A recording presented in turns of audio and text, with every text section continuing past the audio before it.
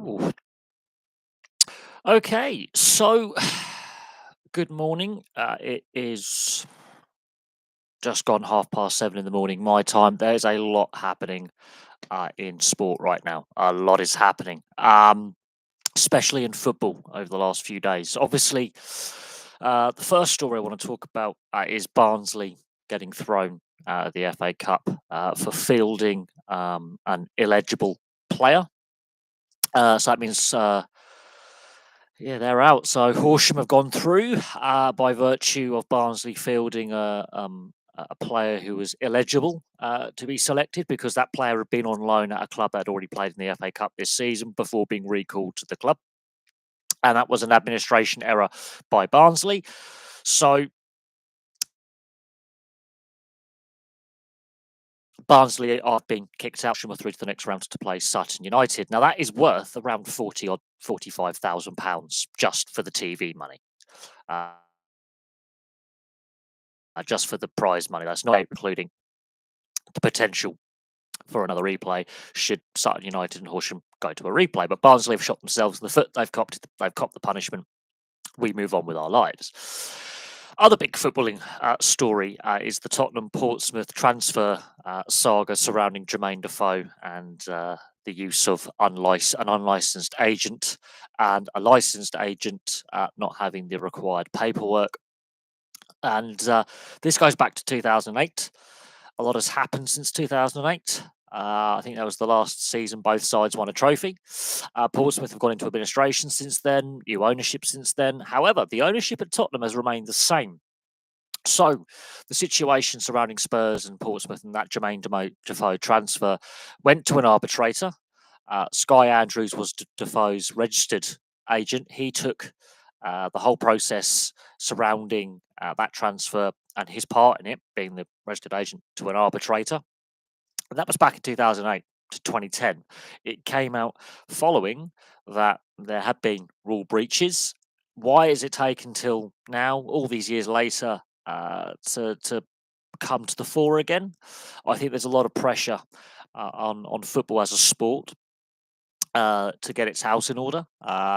We've seen, obviously, with what's happened with Everton and the investigations into Man City and Chelsea that are ongoing, that there is a lot of pressure on the FA and the Premier League and further down the pyramid, the Football League, to take action against rule breaking by clubs. But this incident happened back in 2008, roughly the same time. Obviously, Luton got their points deduction for, again, paying unlicensed agents to represent players and agents' fees. They got in a lot of trouble. And obviously, Leeds had their issues as well in recent years surrounding this kind of grey area when it comes to player agents. So this isn't a new situation, but it is a situation that wasn't dealt with correctly at the time. There were things that did come out of the arbitration process which should have been dealt with at the time that weren't. Now that lies with the FA and the rules they place down in regards to registered agents, unregistered agents, and player agents having the appropriate paperwork and the appropriate process being taken by clubs in the transfer area. We've seen clubs fall afoul of transfer rules before. Chelsea and Man City have fallen afoul of youth transfer policy and youth policy before, UEFA's rules on that. So we'll see what happens in regards to the Tottenham and Portsmouth, because Portsmouth are doing really well in League One this season. They're top of League One, having a very strong start to the season. Admittedly, they lost to Chesterfield in the first round of the FA Cup, but they are having a strong start to their league campaign. And then on the other hand, you have Spurs. You've had a very, very strong start to this Premier League campaign, but their form's wobbled in the last couple of games before the international break. But they've had a very, very strong start under Postecoglou, new manager. But the interesting thing is how far back will the FA go when it comes to retrospective punishments for clubs? That's the interesting subplot to all this. Obviously, Man City, they're saying, "Oh, look, we were found innocent by the Court of Arbitration for Sport in the case with UEFA." Well, they weren't. They just had a subsequent proportion of their punishment reduced under appeal because of a time limitation statute on UEFA's rulebook. The FA and the Premier League don't have that, so I'm thinking Man City are going to be found guilty of their breaches. So basically, the news over the last couple of weeks has been dominated by football governance and rule breaking by clubs and football governance, or the lack of. Now, there is this spectre of this independent regulatory body that's looming over the game, over the sport. The looming spectre of this potential independent regulator that a lot of people have been calling for a long time.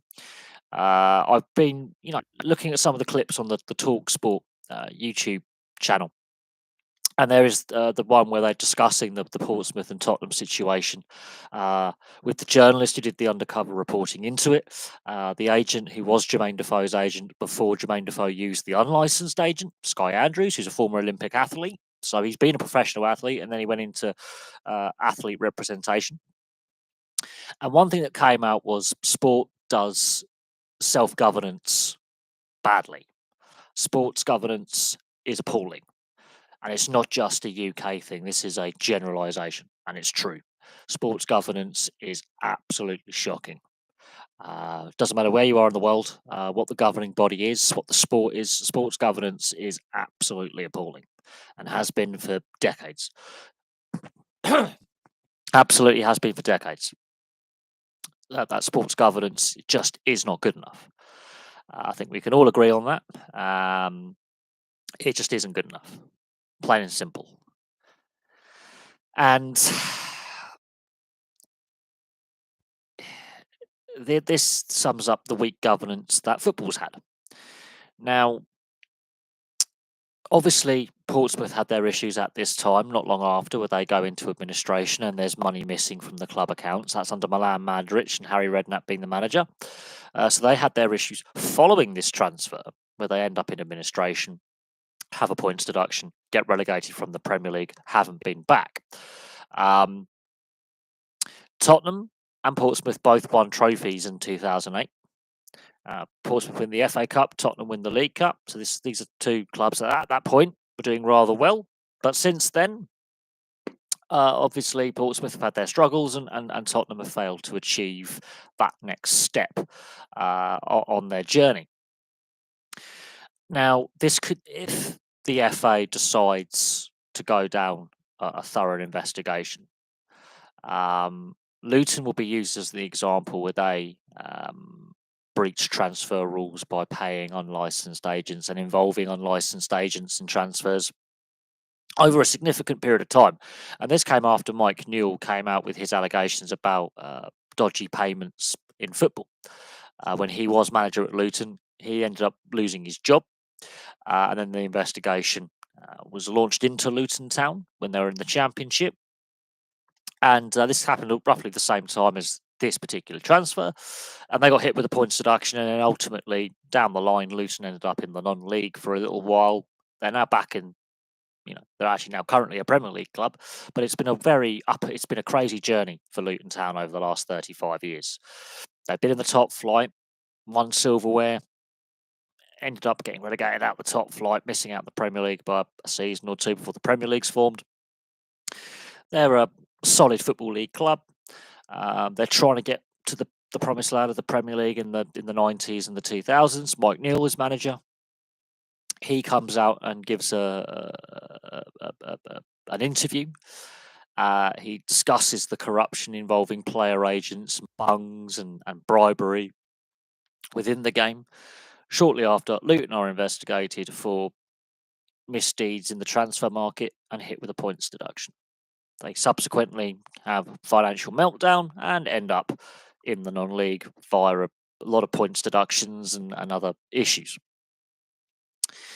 Now, in theory, we're using Luton Town as an example, both Portsmouth and Tottenham could be hit with a points deduction. But at the same time, the FA didn't do their governance properly when it came to light following the... I've got to get my ear.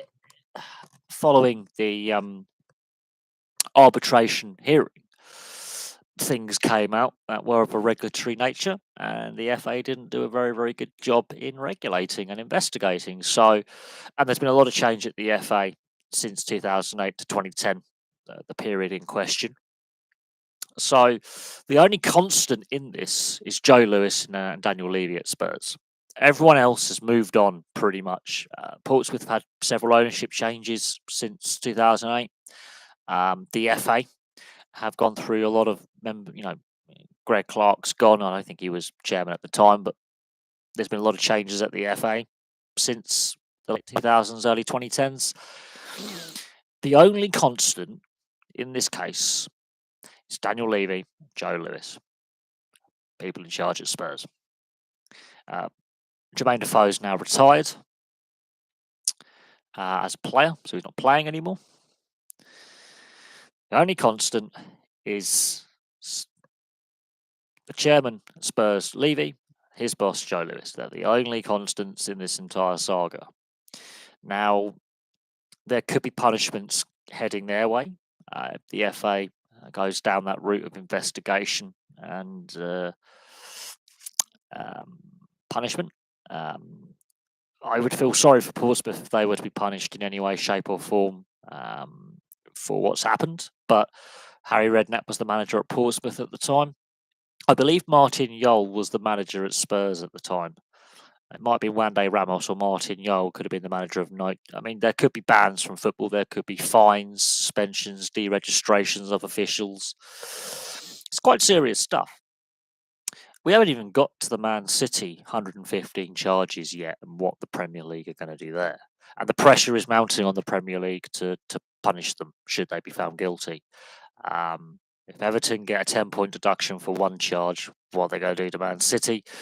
And then there's an investigation into 2 Chelsea transfers as well under the Abramovich era. Now, again, Chelsea, lots happened at Chelsea, a lot of turnover of staff, new ownership. This is under the old ownership.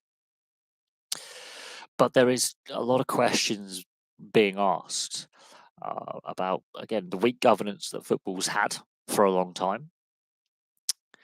And, how far back will the Premier League, will the Football League, will the FA be willing to go in investigating clubs, club officials, managers, chairmen, agents, and how far back will they go in an investigatory process? Because if they go back to the Spurs Portsmouth transfer saga surrounding Jermaine Defoe, that's 15 years. If they go to the arbitration hearing, it's 13 years.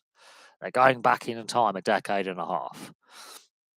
Now, Harry Redknapp is currently not managing a football club.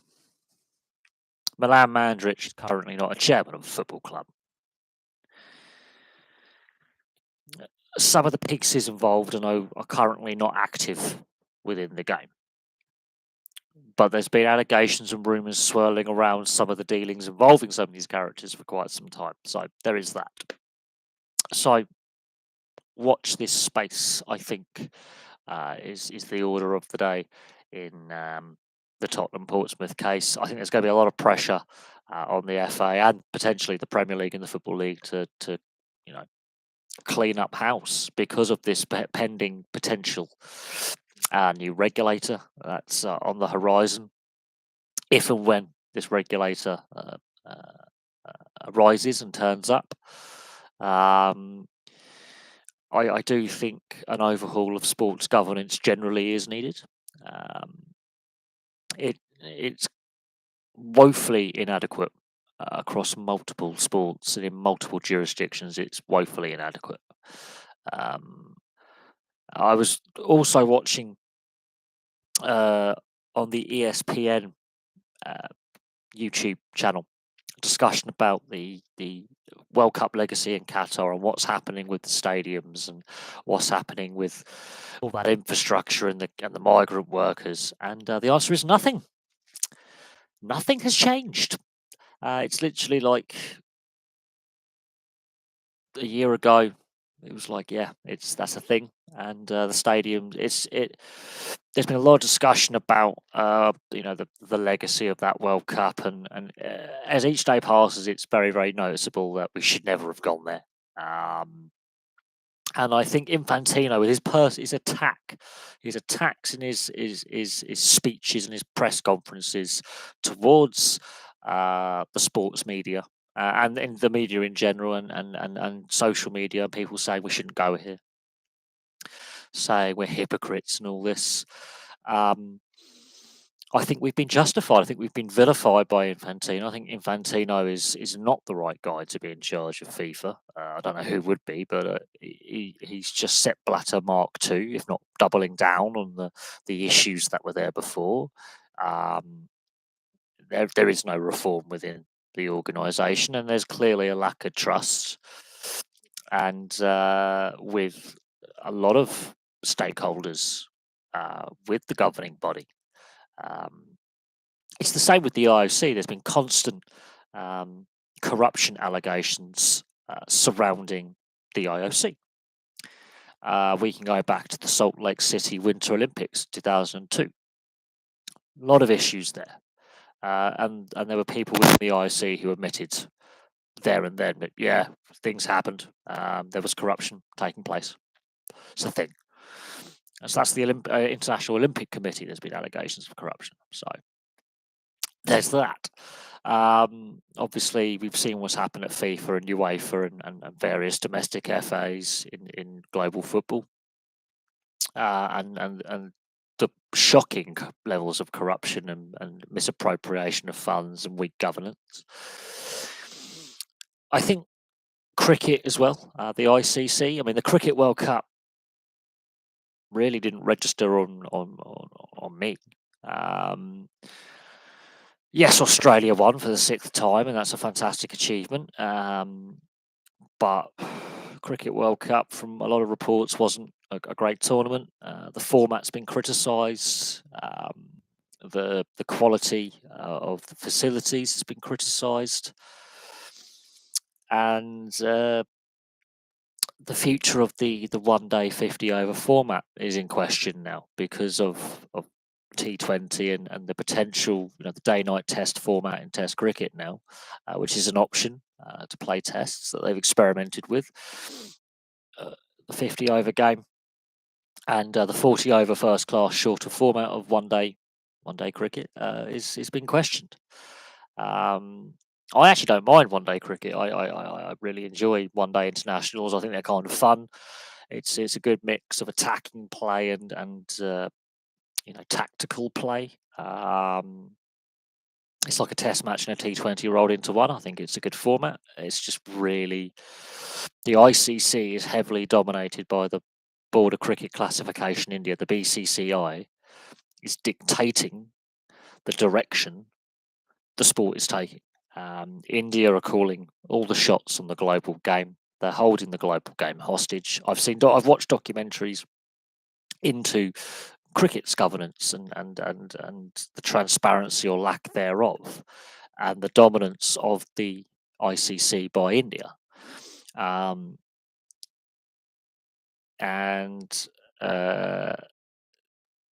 quite frankly, it's quite troubling the influence India has on the global game. It's one test team, one test nation, but they have, I think, undue and unfair influence over the game. They're holding the game for ransom, basically. So the ICC is basically doing India's bidding. It's basically, how it all pans out in the end, because they have such dominance on the sport. We can argue that the pros and cons of that, but I would argue that it's not a good state of affairs when a nation has that much influence at the international governance level of a sport. I just don't think that is right. I don't think it's good enough. It's very, very troubling. What am I doing here? That's what we want. We want that button. So, there is that to to bear in mind. Beautiful. So there is a lot at stake in regards to the sports governance. Excuse me. And while Australia won, and they deservedly won, they had some great performances. You know, uh, I think the future of the game is in you've got some issues with the future of the game. That's my personal view on it. I think cricket's taking a very dangerous trajectory, and we have seen a rise in corruption allegations. And there are people involved in the BCCI who have been implicated in corrupt payments and match fixing allegations in recent years. And you can't just take that with a pinch of salt. That's fact. That is an actual hard fact. That you know, just putting that on charge that this is happening. There's irrefutable facts. Irrefutable facts. Now, I I found it quite interesting watching some of these documentaries in recent years. Recently, very interesting. The uh, the structures of some of these sports governing bodies, the lack of transparency in some of these sports governing bodies, it was really stark to look at how some of these structures are, how they're structured, the oversight, who does what. It's very interesting. All right, let's have a look at some of the sports headlines. Let's find them. Uh,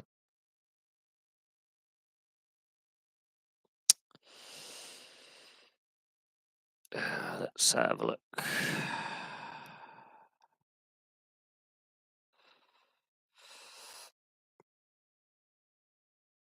Let's have a look. So we've obviously got Liverpool, Man City today in the Premier League. Sale beat Bath in rugby union. The Big Bash has started in Australia. And of course, there's a lot of discussion surrounding Everton's points deduction and the situation currently going on there, and the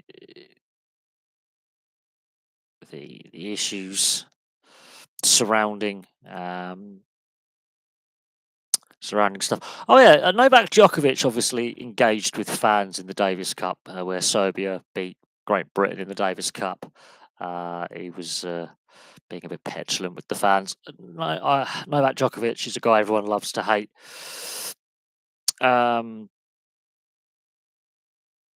Oh, here we go. So Guardiola's come out and given a statement surrounding the financial charges that Man City are facing. Pep Guardiola, it's on the BBC Sport website, although I would believe that this would also be on the Sky Sports website. Man City boss insists financial charges facing club are completely different to Everton case. Of course, there's fraud involved. Pep Guardiola insists that the 115 financial charges facing Manchester City represent a completely different case to Everton's Premier League points deduction and cannot be compared. No, because if you're found guilty of all 115, I can see you being kicked out of the league. Obviously, Everton were handed a 10-point sanction. City boss Guardiola was asked if he was worried what could happen after Everton's punishment.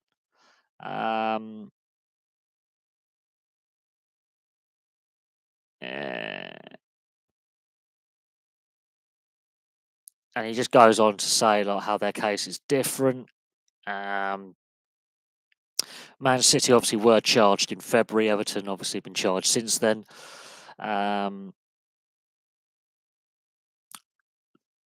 Asked if he would consider his future if City were expelled from the top flight, Guardiola said, "I will wait and see. After the sentence has been done, we'll come here and explain it."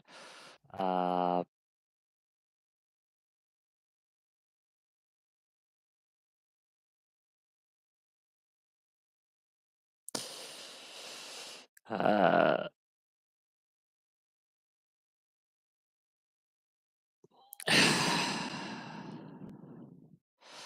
ooh.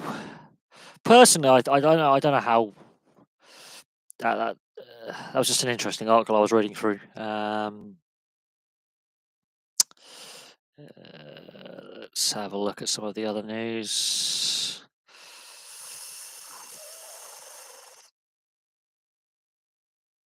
Oh, Oscar Pistorius is to be released from prison.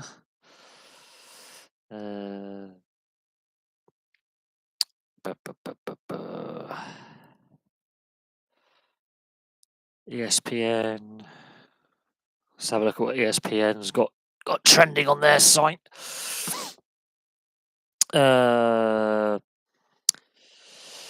Right.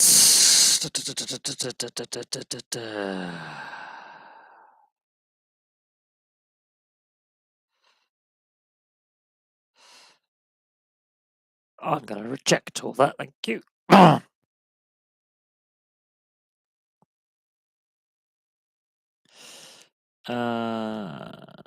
Right. Apparently, in the transfer speculation, Juventus are considering a loan move for Jadon Sancho. Manchester United do need to clear some of the deck chairs there. Harry Kane scored a record-breaking goal in the Bundesliga. I think he's scored the most goals at this stage in the season. But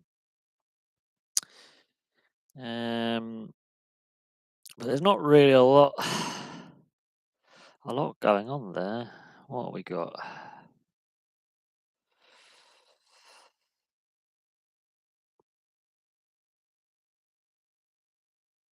Football, NFL, NBA, F1, MMA, cricket, app, fantasy.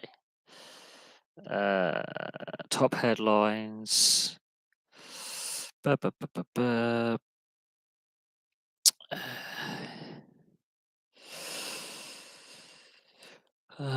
have a look. Let's have a look at the fixtures today. That'll be interesting. Let's have a look at the football fixtures today because that's always interesting. Obviously, Liverpool playing Man City, and there's a lot of debate about that. There's obviously a lot of debate surrounding the Everton situation as well. So Man City Liverpool is a 12:30 kickoff. Burnley are playing West Ham. So the two teams that play claret and blue are playing each other at 3 o'clock. Luton are at home against Palace. That's a winnable game for Luton, and that could add further pressure onto Everton if Luton are to get a win there. Newcastle play Chelsea. Chelsea are also under investigation for 2 transfer breaches. Nottingham Forest Brighton. Sheffield United, Bournemouth, that's a key game at the bottom of the table. And Brentford, Arsenal was the 5:30 kickoff, which could have implications on the European places as well. Let's have a look at the Championship fixtures. Championship, Birmingham playing Sheffield Wednesday. Sheffield Wednesday have their off-field troubles with their financial situation. Birmingham, they are yet to win with Wayne Rooney in charge. Key game for both. Bristol City play Middlesbrough. Huddersfield, Southampton. Leicester doing really well in the league, playing Watford. Millwall are playing Coventry. Norwich are playing QPR. Plymouth are playing Sunderland. Preston are playing Cardiff. Stoke playing Blackburn. Swansea are playing Hull. And West Brom Ipswich is the 5:30 kickoff. Let's have a look at League One. League One, Bolton Exeter is 3 o'clock. They're all 3 o'clock kickoffs in League One. Carlisle are playing Charlton. Cheltenham are playing Oxford United. Derby are playing Bristol Rovers. Fleetwood are playing Stevenage. Leyton Orient are playing Wigan. Lincoln City are playing Barnsley. Obviously, Barnsley got kicked out of the FA Cup by fielding a player who was ineligible to be selected. Northampton are playing Cambridge. Peterborough are playing Burton. Portsmouth are playing Blackpool. Obviously, Portsmouth obviously in the headlines, as I say, around that Jermaine Defoe transfer all those years ago. Shrewsbury are playing Port Vale. And Wickham are playing Reading. Reading obviously in dire straits. Financially off the field. League Two, Wimbledon are playing Notts County, Bradford are playing Accrington Stanley, Colchester are playing Barrow, Crawley are playing Harrogate, Crewe Doncaster, Grimsby Sutton United, Newport playing Stockport, Salford playing MK Dons, Swindon are playing Mansfield, Tranmere are playing Gillingham, Walsall playing Forest Green. Forest Green are having a terrible season, and Wrexham are playing Morecambe. Let's have a look at the tables. So let's have a look at the League Two table, how things stand. At the bottom is Sutton United. Dreadful season they're having. Forest Green aren't doing much better. They're above them by 2, but on 14 points. Tranmere are out of the bottom 2 via goal difference. Then you have Grimsby. All these clubs have not that long been out of the non-league at the bottom.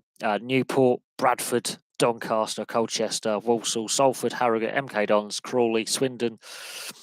Swindon nearly went out of business beginning of last season. Wimbledon, Morecambe, Gillingham. Gillingham were bottom this time last year of the Football League, so they've had a fantastic turnaround in the last 12 or so months. Accrington, Barrow, Crewe, Wrexham. It's been a bit tough for Wrexham, but hey, look, they're in the playoff places. They're in the top half of the table. That's a fantastic return to the Football League. Notts County, Mansfield Town, and Stockport are running away with League Two at the moment. Fantastic start to the season for Stockport County, League One. Obviously, Reading are bottom and are looking completely doomed. Cheltenham are just above them on 9 points. Then you have Carlisle and Fleetwood Town. You've got Exeter, Northampton, Wigan, Port Vale, all very close to the relegation places. Then you've got Shrewsbury, Cambridge, Leyton Orient, Burton, Wycombe, Charlton, Bristol Rovers, Lincoln City, Blackpool, Derby. Barnsley obviously got kicked out of the FA Cup for fielding that unavailable player who shouldn't have been selected. Peterborough, Stevenage, Bolton, Oxford United, and Portsmouth. And of course, Portsmouth have now been dragged into this potential investigation into that transfer surrounding Jermaine Defoe, and we'll see how that all plays out. Let's have a look at the Championship quickly. Very interesting at the top. So let's start at the bottom. Sheffield Wednesday, bottom on 6 points. Dreadful start to the season. They've got off-field problems. 1 win in 16. I mean, that's just diabolical. QPR having a really bad season. They've got 10 points. Rotherham, they've got 12 points. You've got Huddersfield, Coventry, Plymouth, Birmingham, Swansea, Norwich, Millwall, Stoke, Watford, and then Blackburn, my team. Bristol City, Middlesbrough, Cardiff, Hull, West Brom, Sunderland, Preston, Southampton, Leeds, and then Ipswich are now tied on points with Leicester with 39 at the top of the table. Really going to be a fun dogfight between those two. Real fun dogfight. And they both got a game in hand over Leeds, so they both win today. I mean, that could be fantastic, but Leicester, Ipswich, they're the two teams to really catch. What is interesting is out of the top 6, only Preston have not been a Premier League club, and so that's quite an interesting stat.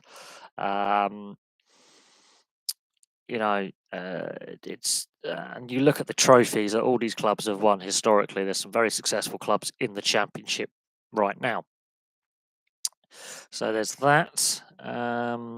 Let's have a look at Women's Super League. What we got today? That's an interesting one. Women's Super League. Bristol City are playing Manchester United at 12:30. I believe that's the live game on the telly. Arsenal playing West Ham. Chelsea are playing Leicester. Liverpool playing Brighton. Aston Villa are playing Everton. That's 4:30. And Man City are playing Spurs at 6:45. Let's have a look at the Women's Super League. Let's have a look. So, it's Chelsea and Arsenal are the teams to catch there. Bristol City are bottom. West Ham, Everton, Villa, Brighton. It's a pretty evenly balanced table. No one's really overly running away with it, and no one's really cut off and left behind. Of course, Mario Balotelli's had a car crash. Uh, he was in Brescia when he had an accident. He crashed his car into a wall.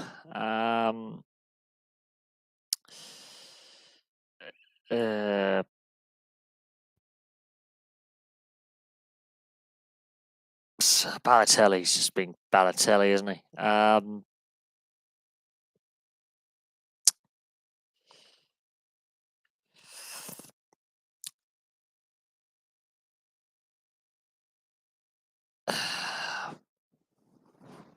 Oh, so it's not just English football where VAR is failing to work, it's also happening in Scotland as well. 3 decisions have been deemed incorrect by the Scottish FA VAR's independent review panel in the first round of Premiership fixtures.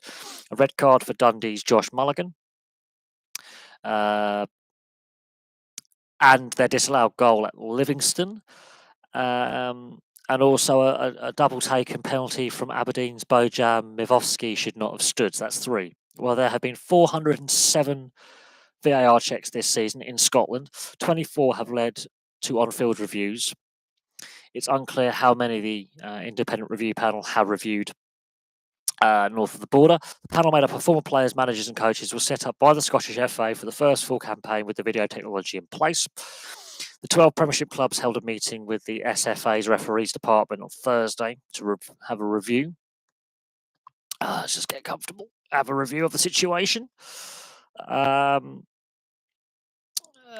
Right, let's get comfy. There we go. Mivovski's spot kick equaliser against St Mirren came in the 10th minute of stoppage time on the 27th of August. Mulligan was sent off for a challenge on Kilmarnock's Danny Armstrong in a 2-2 draw at Dens Park on the 23rd of September. Video assistant referee Ewan Anderson asked David Monroe to review the incident, but the referee stuck by his original decision. Dundee subsequently failed to overturn the red card following an appeal. The instant review panel also felt Dundee were hard done by when Amadou Bayako had a goal disallowed at a 2-0 win over Livingston on the 28th of October. On that occasion, Willie Collum, the referee, reviewed footage and declared at least one offside Dundee player was interfering with play. So there's stuff happening with VAR is just a mess.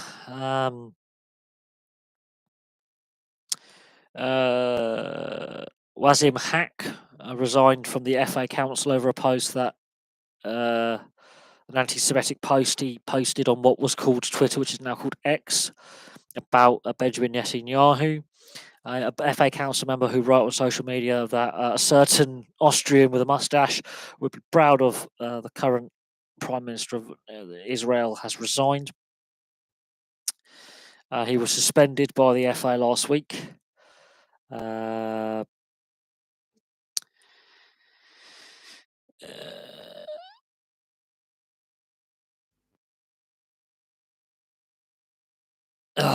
Social media and sport is a toxic mix. So that's football. Let's have a look at all sports headlines. Charles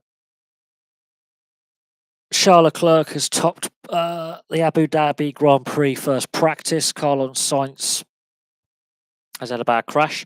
Carlos Sainz and Nico Hulkenberg both crashed in Friday's second practice at Abu Dhabi. It was short 20-minute session. Sainz had a heavy crash in turn 3. Hulkenberg had an accident in turn 1. But yeah, otherwise not a lot happening. Let's have a look.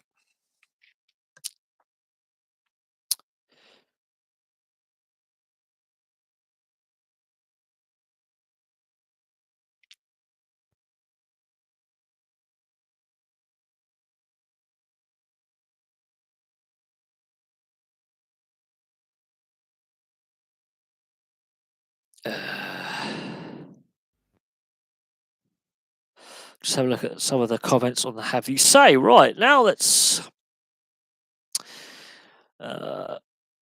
look at the comment section on the channel. Let's have a look at comments.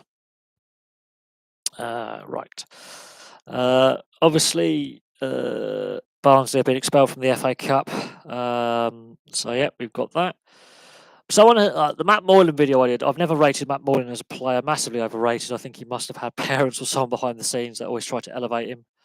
I thought he was a decent player in the NRL when he was fit. In regards to the bot and spam accounts having negative impact on the channel, it does happen to all of us at one point. I will agree on that. I did my video history on Cheltenham Town, and someone's commented saying they remember doing career mode with Cheltenham Town back in the early FIFA days.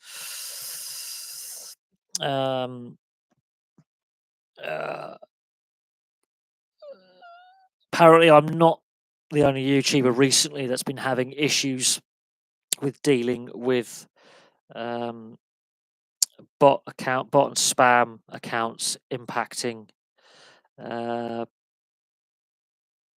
channels. Obviously, the Everton being hit with points deductions got a lot of comments.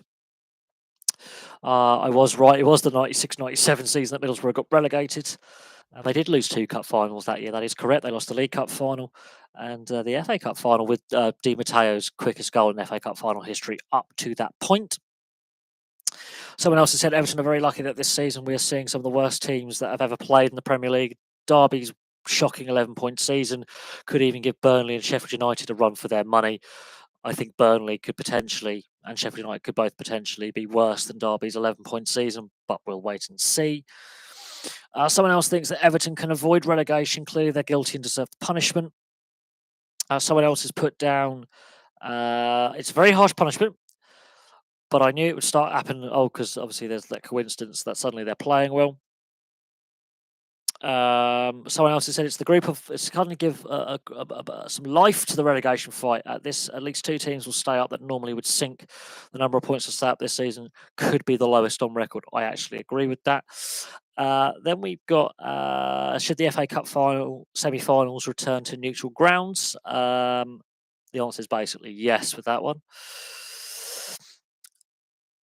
The EIHL to make net guards mandatory from next season, following the sad death incident involving Adam Johnson, the Nottingham Panthers player.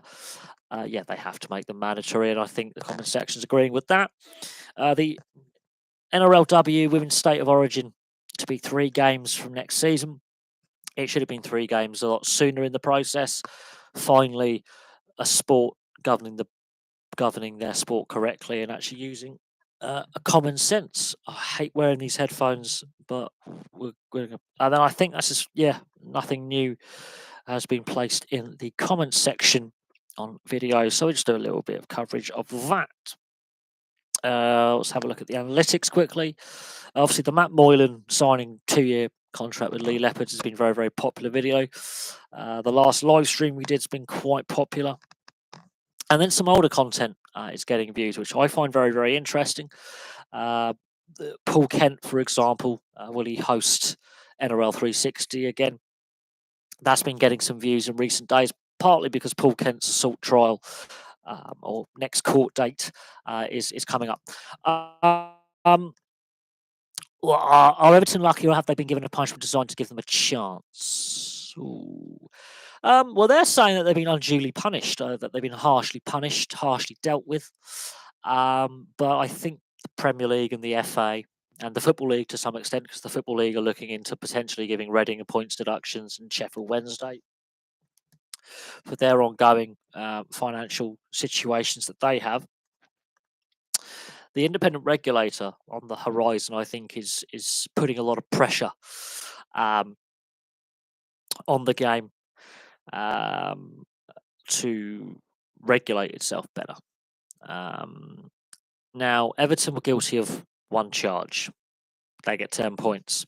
Chelsea are being investigated for 2 transfers that are raising eyebrows from the Abramovich era.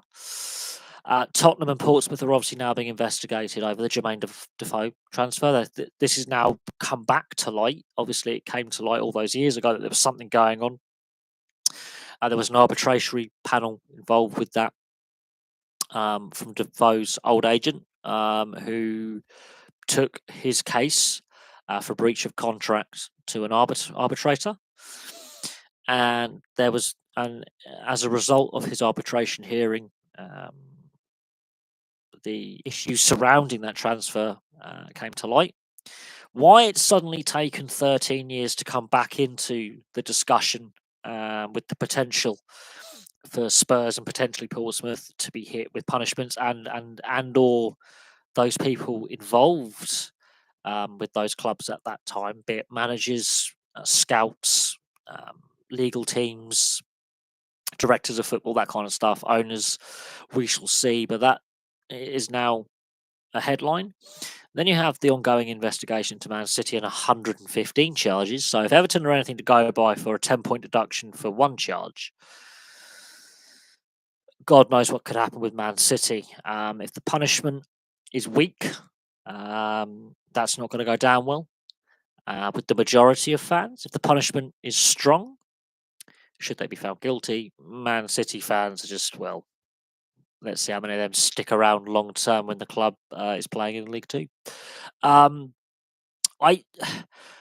they lucky? Have they been given a chance? Do you think Premiership Rugby needs to toughen rules to stop more teams going bust? Well, there's rumours circulating that Exeter and Newcastle are also struggling to pay their players on time. And I would say this is, a troubling situation. I think the governance of rugby union at club level, or just rugby union in general, needs to be looked at. The financial structures need to be looked at. Clearly, the TV deal they've got in place, I mean, it's worth some money, obviously. But, it's clearly not worth enough. I don't know what, with clubs, what their ticket pricing is like for season tickets or just going on the day, match day tickets, merchandise sales. These are all their revenue streams. So the TV deals, sponsorship, ticket sales, merchandise sales, that kind of stuff. Corporate. I don't know. Obviously, professional sport, the basics of it is the same. You have your income and your outgoings. Now, your outgoings will be, paying the players, paying the non-playing staff, equipment upkeep, so your training equipment, stuff like that. And a lot of the clubs don't own their stadiums; they're renting. So, stadium upkeep, bills, tax. The trouble is, if they lose more teams, it affects everyone. Northampton Saints have had to arrange friendlies to replace the lost games.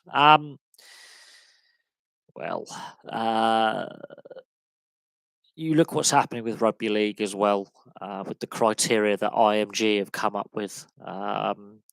Meant to be growing the game, when actually it's doing exactly the opposite. And there's a lot of concern that teams are going to go out of business. Teams are going to be de-incentivized to push for promotion. I don't think making rugby union a closed shop by sealing off the Premiership, saying there's no relegation until criteria are met. Well, the clubs in there aren't making money; they're not meeting the criteria.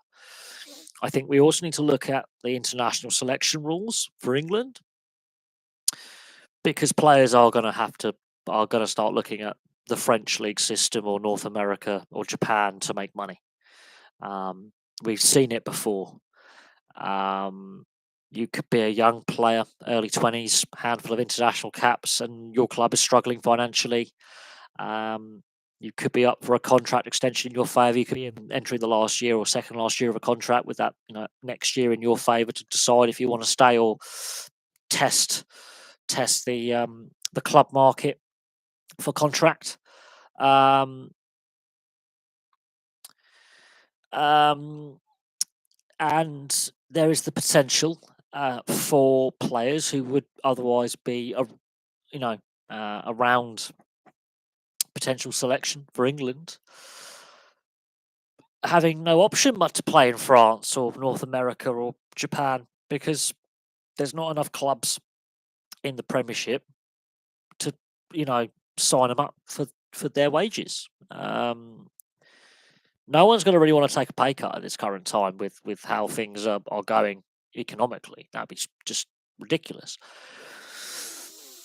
Now, also in the news this week was, is it Henry Arundel, the winger, or Harry Arundel, the winger? NRL clubs are looking at him, Arundel, as a potential signing. And he's open to the idea of not only switching codes, but going to the other side of the world to play. And if Arundel, for example, was to go to the NRL, he can get paid.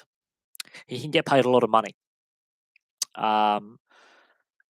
Yes, the NRL has a salary cap system in place. It's not a perfect system. There are flaws with that system. But it does show that rugby union has a problem. It's not just Rugby Australia that's a mess. There's a problem. I think they're going to have to look at their international selection rules and how, and change them completely, because I don't think they work for the current financial climate, where in order to play international rugby union, you've got to hurt your earning potential at club level, because you've got to stay in a league that's going to pay you less money than be free, as in a free market, to play wherever suits you and your needs. And the only leagues that seem to be having any money at the moment, France, Japan, and North America. You could argue some of the other teams in the United Rugby Championship have a bit of cash because they're well run. But what we're going to see is the continued expansion of Major League Rugby in the US. The French league is highly profitable, and the clubs are making money. They've got a higher salary cap. The quality of rugby, I think, is of an equal, if not better, standard than the English domestic game and the United Rugby Championship. We are going to see players going en masse to France, because even down to the third level of French rugby union, the money's there. Or we're going to see things, the other code, like the NRL, going, we're going to try and poach some of the best rugby union talent that can fit an NRL rugby league playing system. And that will be an outside back who's a fullback or a winger, potentially a centre. Arundel fits that bill. He's a very pacey, quick, skillful winger. I hate wearing headphones, but I thought I'd try the headphones out just to see what the sound quality's like.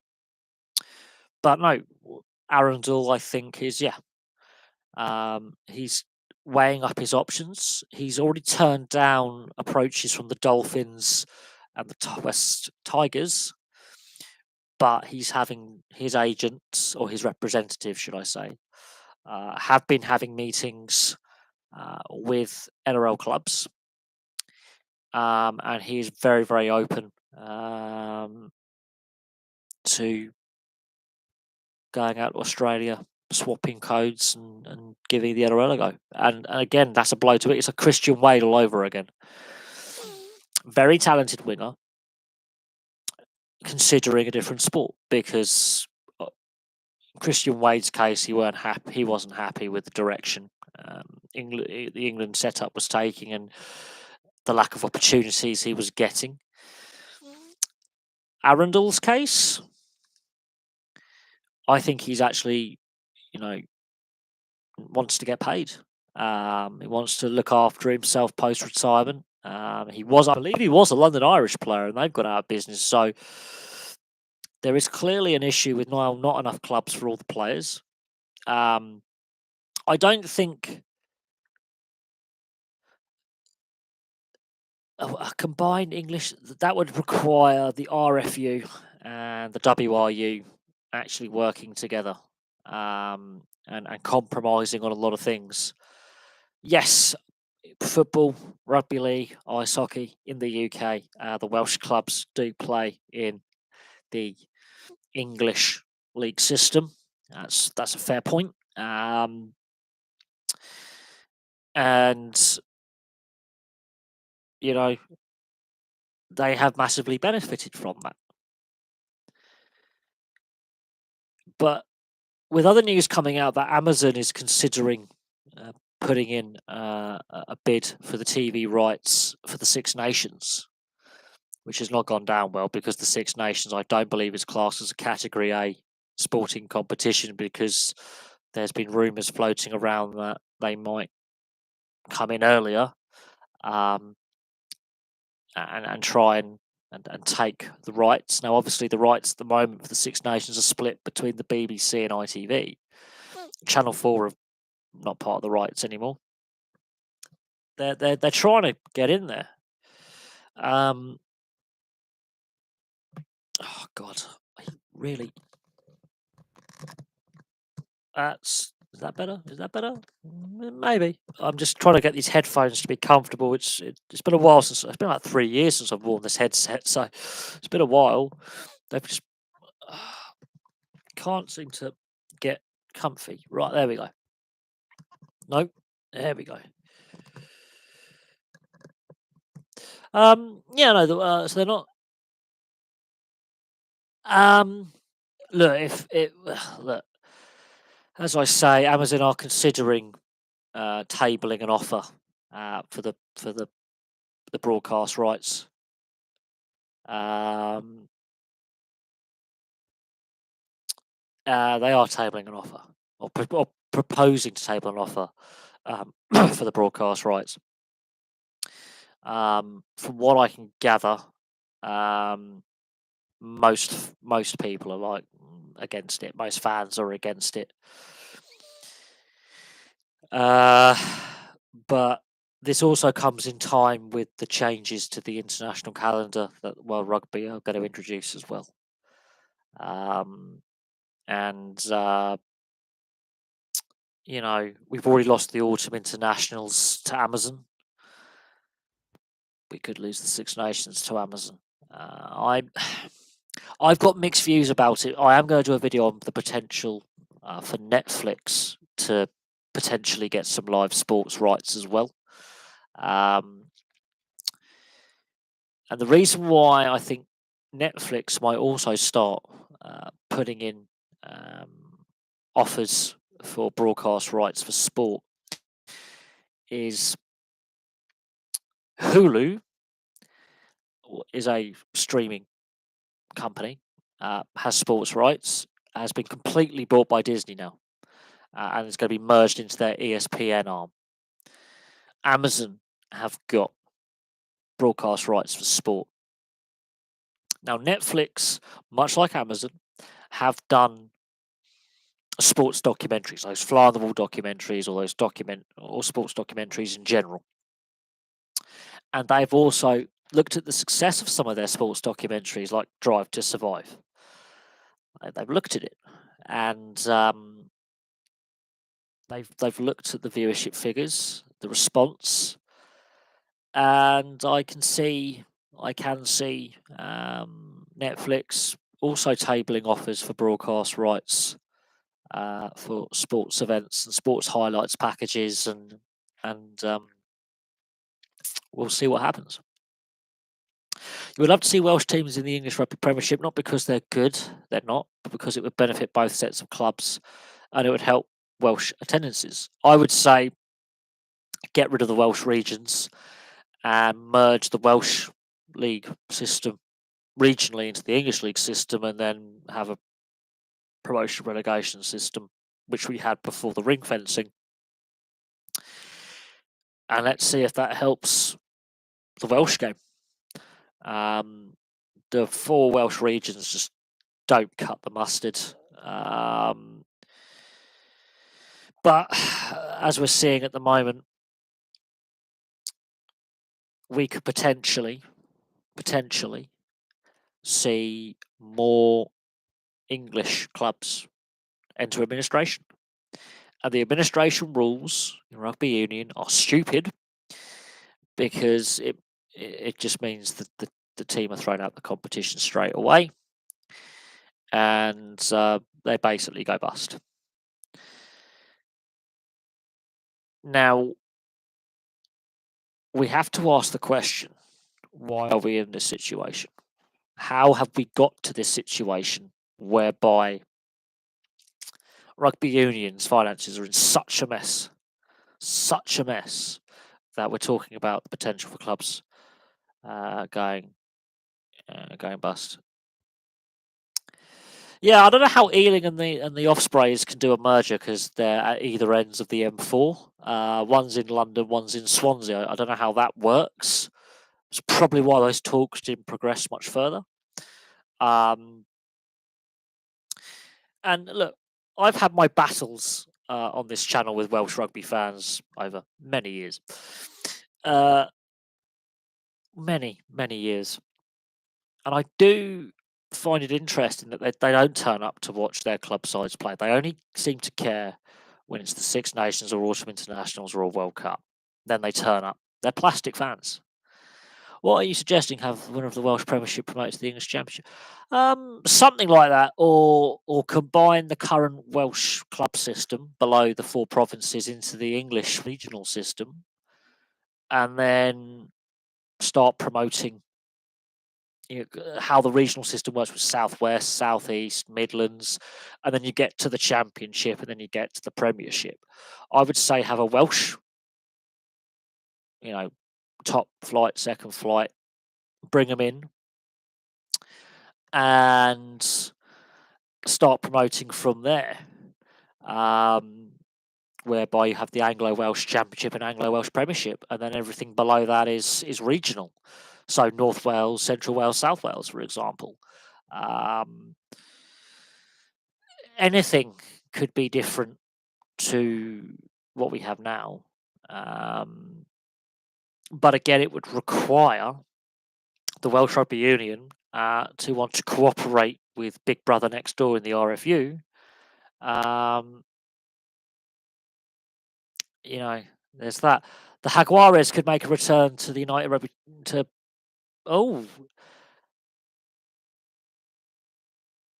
That could be interesting. Very interesting. I think with the way Super Rugby also, they made a mess out of the Super Rugby franchise system. Complete and utter mess. I think we can all agree on that. The way the Sunwolves were treated was a complete joke. I mean, what was the point?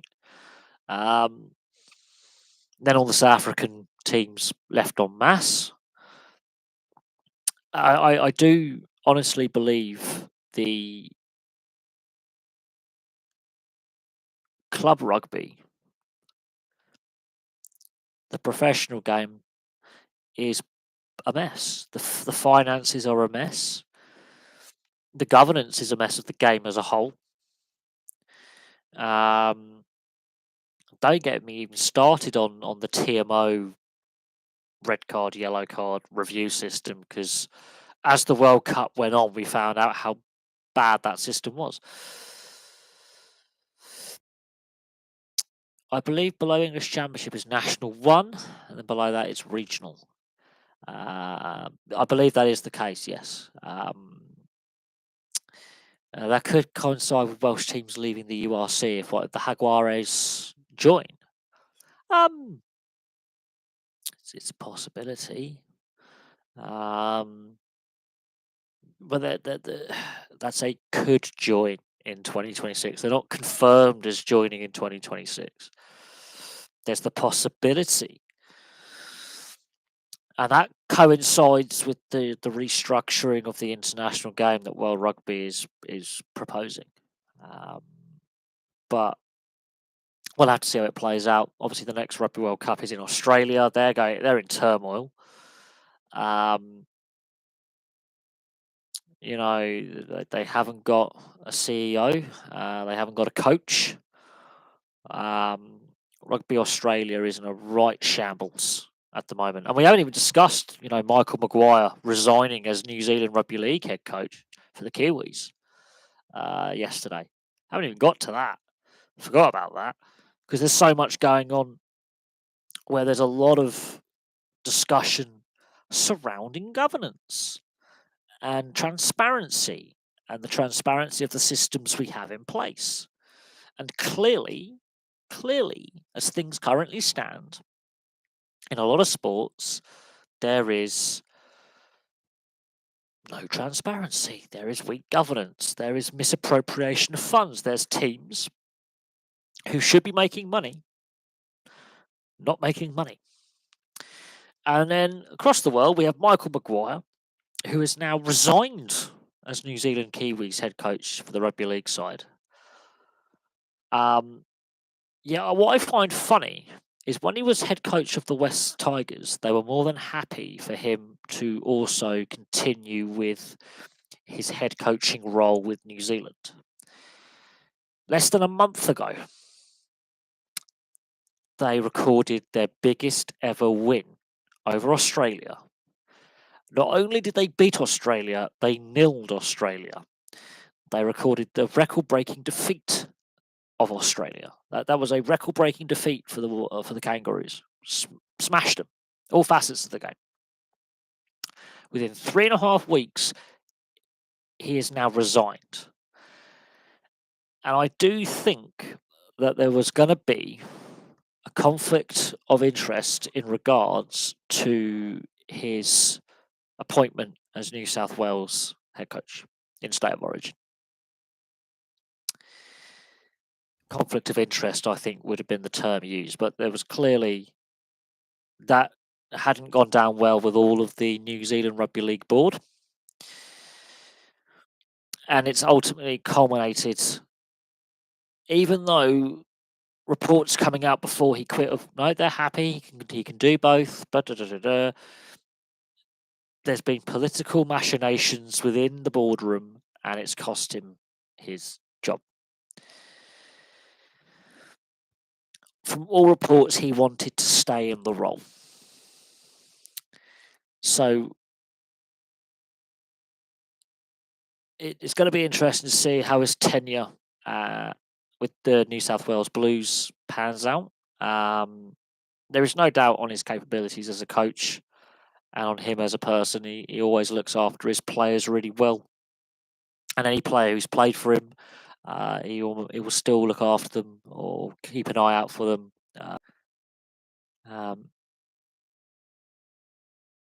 The way his departure from the New Zealand head coaching job has gone, a lot of fans are just shaking their heads in disbelief.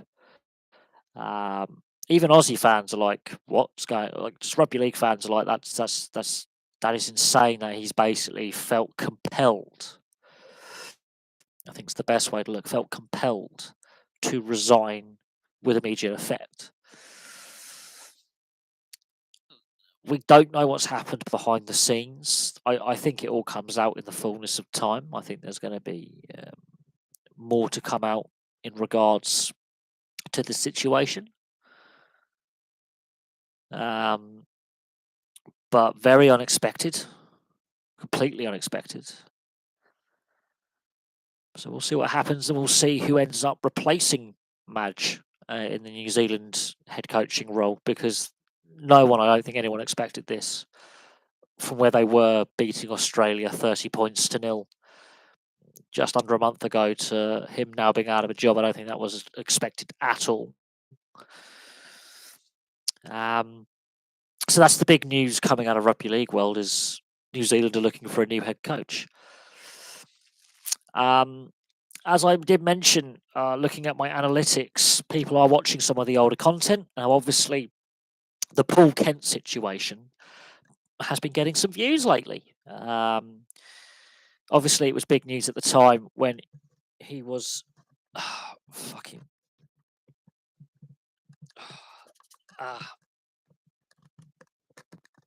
it was obviously big news at the time when he was stood down from his hosting duties of NRL 360 on Fox League back in May.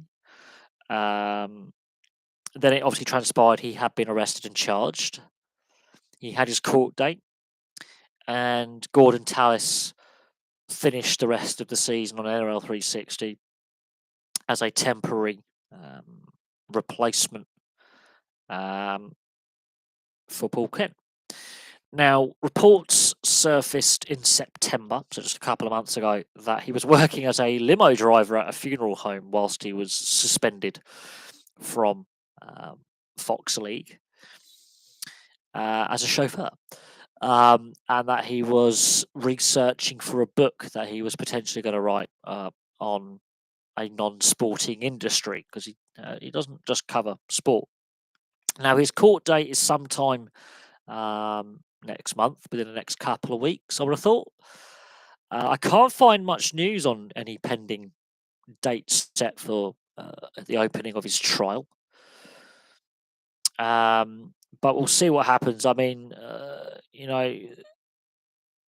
if he is found not guilty, I still find it very, very difficult for him to resurrect his broadcasting career. That's my personal view on that. I find it very, very difficult for him to resurrect his broadcasting career.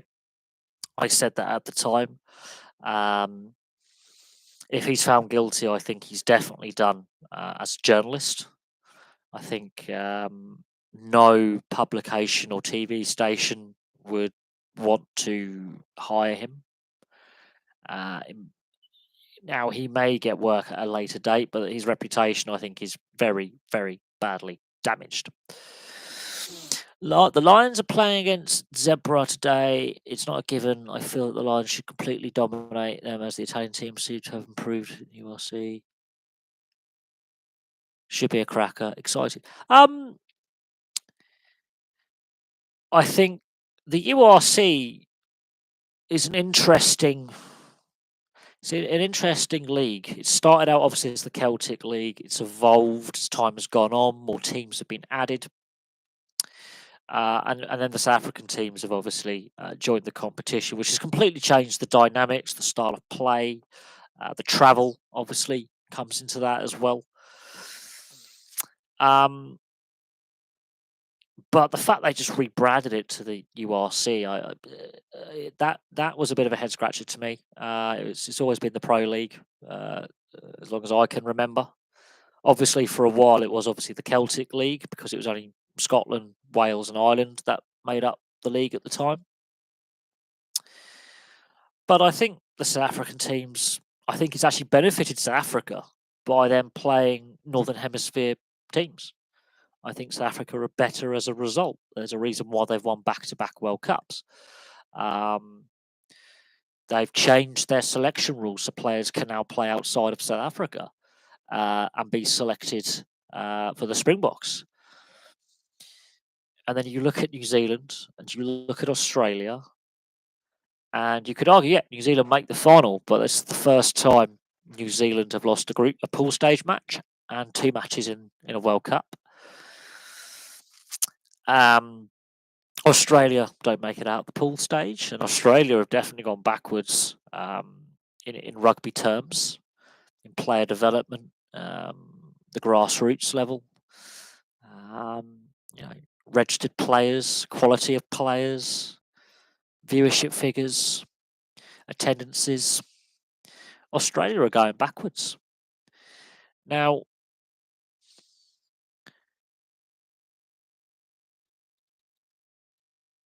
it's a difficult one. I mean, like, we're at that point now in the year, in the calendar year. We are a month away from Christmas. It's that time of the year where not a lot's really happening in the world of sport. Now, the transfer window is going to open in a month or so's time, January. It will be interesting to see how much player movement in European football there's going to be. There's going to be some. I don't think it's going to be on the record-breaking levels of last year, but last season, should I say? But there's the potential for some more transfers to happen. And then, obviously, we have Christmas, New Year, and all that. And of course, next summer we've got the 2024 Euros in Germany, which is going to be interesting to dissect and to look at, and to figure out who's going to have the easiest draw, or who's going to, going into the tournament in form. Can the Italians retain their title? Can England finally achieve something at international level after much promise? Can Germany start resurrecting their international form, because they've been dreadful at tournaments now for a while? There's been a lot of speculation. They've had a bit of coaching turnover. So there's a lot. There's a lot, going into this tournament. There's a lot to look at in 7 months' time when the Euros take place. A lot to look at, a lot to consider. And then we've obviously got the Six Nations in February and March and into April. Be interesting to see if England can continue some momentum, considering they've had some players now retire from the international scene. It's a younger squad for next year, definitely. Will Arundel still be part of that squad, or will he be an NRL player? Will be interesting. Can Ireland bounce back from their quarter-final defeat, and so can France? Will France bounce back from their quarter-final defeat and not getting as far as anticipated? Can Scotland still shows those green shoots of attacking intent and a stronger defensive unit? And then Wales, what will Wales bring to the table? I think Wales potentially again player turnover, younger squad, and then Italy, are starting to show a lot of promise with how they approach the game. So I think this could be a very, very, very, very tight Six Nations. I generally do. I might do a Six Nations preview video later, where I look at the potential for this to be the hardest to call, even though England made a semi-final and massively overachieved. Ireland and France, I think, will be a bit angry at themselves and very motivated to kick on. But now Johnny Sexton's retired. Do Ireland have that dominating 10 fly half position? Or does that change how Ireland now approach games and prepare, considering that Sexton's now retired?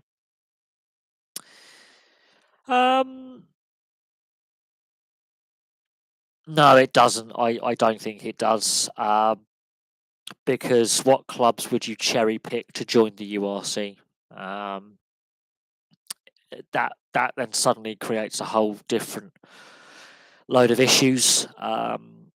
You've obviously got, in the southwest, you've got Exeter, Bath, and Bristol, who could technically be like a southwest province. Technically, could add possibly Gloucester to that, to the West Country.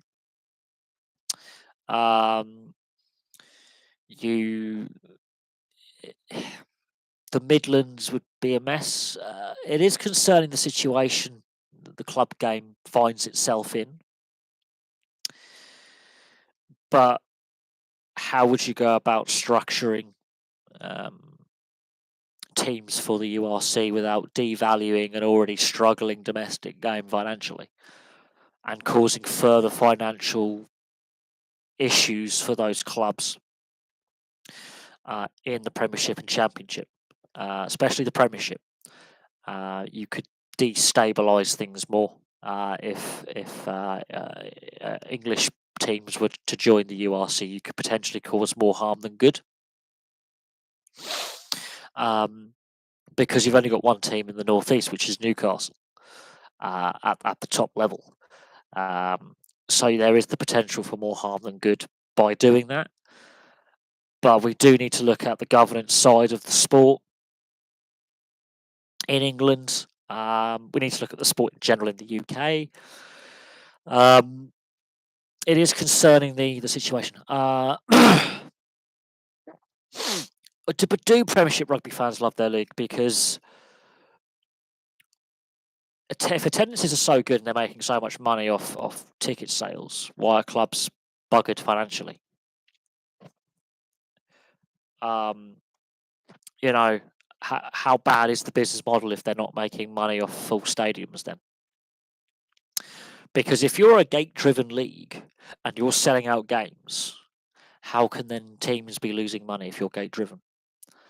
I think the way the TV deal is structured isn't great. We have to look at the average wage of players. See, there's the problem then.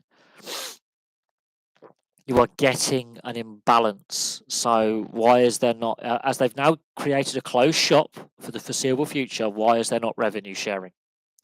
Other closed shop leagues do this. Why then is there not revenue sharing?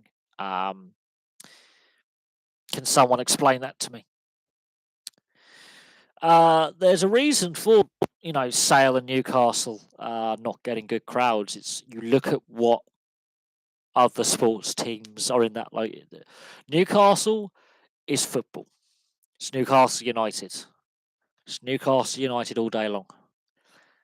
And then in the northeast, not only have you got Newcastle United in the same city, you've got Sunderland down the road, and they draw well as well.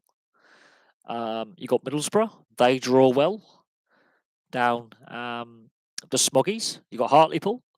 You got some, you got these professional football clubs that doesn't matter on the size of their grounds, they all draw well. And then Sale, they've got Salford City Football Club, Salford Red Devils, and Manchester United all on their doorstep. Now, the Red Devils have their own problems with the old AJ Bell Stadium and their potential future.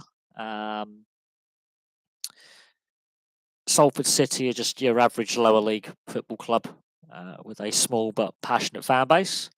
And then, of course, you've got Manchester United, and then you've got Manchester City as well. That's not including the other professional sports teams in Greater Manchester, of which the majority are football, but there's also rugby league, there's also ice hockey, and of course you've got Lancashire County Cricket Club that draw well as well. So there's another problem. Then you've got to look at the average size of a stadium. They've got to meet a certain criteria, yet they're not filling. It just wasn't. Well, the Southwest. Rugby union is actually, I think, in a much healthier position than football in the Southwest. I think that's a given. The West Country is more rugby union than football, I would think, if you were to give 100 people in the Southwest a question, football or rugby union, I think the majority, 60 to 65%, would say rugby union over football. That's my personal opinion. I could be wrong. You have got some well-supported clubs, football-wise, in the Southwest, but the rugby union clubs are also well-supported. So, and it's a difficult one, but I think rugby union is very, very strong in the Southwest. Northampton Saints have a bigger stadium than Northampton Town. When it comes to in Northampton. So yes, there are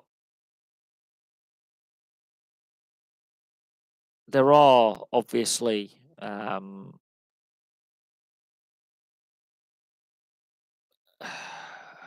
regional variations. I think is a good way to look at sports fandom. But like some sports do well in some parts of the country, and other sports do well in others. But no, Southwest is rugby union country, which is one of the reasons why I'm surprised that the RFL gave an operating license to Cornwall for a rugby league team in Cornwall. Really surprised by that move.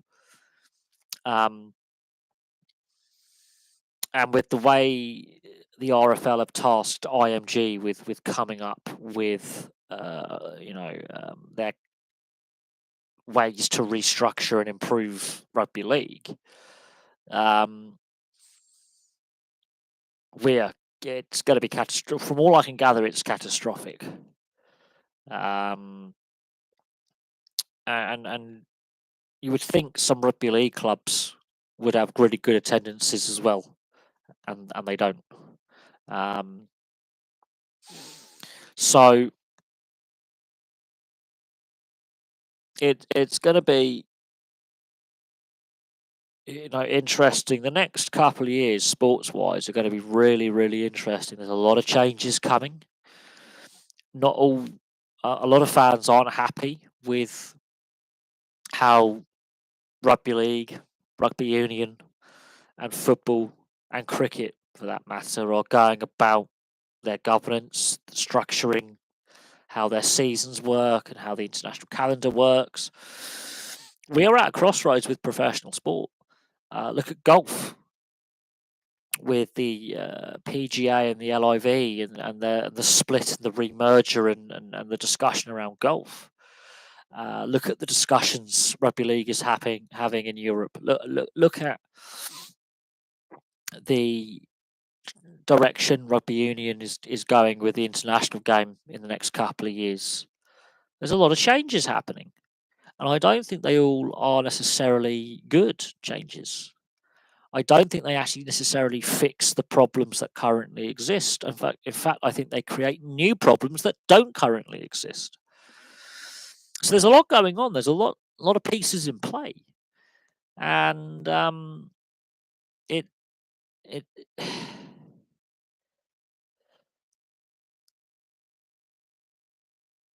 it's just as I say, we're at a crossroads with sport, and the next couple of years are going to be crucial for a lot of sports and their potential futures. Really crucial, and I think domestic club rugby union has got to look at itself and how making the Premiership a closed shop is not working. It's not working. But don't worry, Leicester and Saracens will continually breach the salary cap, because that's pretty much what's happening. Well, Plymouth Albion has a much more potential as a professional team, as a rugby union, than Cornwall Rugby League team. Bigger population, stadium, local rivalries and tradition. Yeah, you could argue that, but again, the question has to be asked about the RFL and their North American experiment, which, yeah, okay, the pandemic sped up its failure, but it was going to fail anyway. It was going to fail anyway. The pandemic sped up the process. The pandemic's actually sped up the process in a lot of areas, with the financial mismanagement being exposed.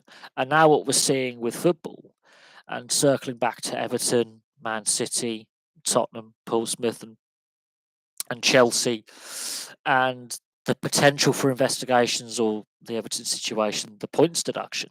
The COVID pandemic really highlighted and sped up, I think, the mess that we have. I do believe without the pandemic, the bubble would have burst at some point this decade, probably closer to 2030 than 2020. But the pandemic did expose the financial mess that is professional sport. And what we've seen over a long period of time, especially with football, is just poor governance, lack of transparency, lack of regulation, and yeah, it's just been a mess. It has just been a mess for too long. Weak governance has been allowed. Those within positions of governance have not done a good job. The FA, the Premier League, the Football League here domestically, the SFA in Scotland, for example, have not been doing a very good job in regards to governing the game. Football. Rugby union. We've seen the mess that the Welsh unions made, the RFU have now made. South Africa beat Kenya 2-0 in a series recently in Rugby League. The scores were all one-sided. The Rhinos won both games, very comfortable margins. Yes, I did see. One of the results was just shocking. I did see that. Yeah, South Africa are starting to, the process of getting back into playing rugby league again. Obviously, they were at the 2000 World Cup all those years ago. I think I am surprised, rugby league has never worked in South Africa. They've got the athletic talent to have play at a decent level. I'm not saying Great Britain, New Zealand, or Australia level, but they've got to, they produce more than enough talent when it comes to cricket, and rugby union, and some of the Olympic sports.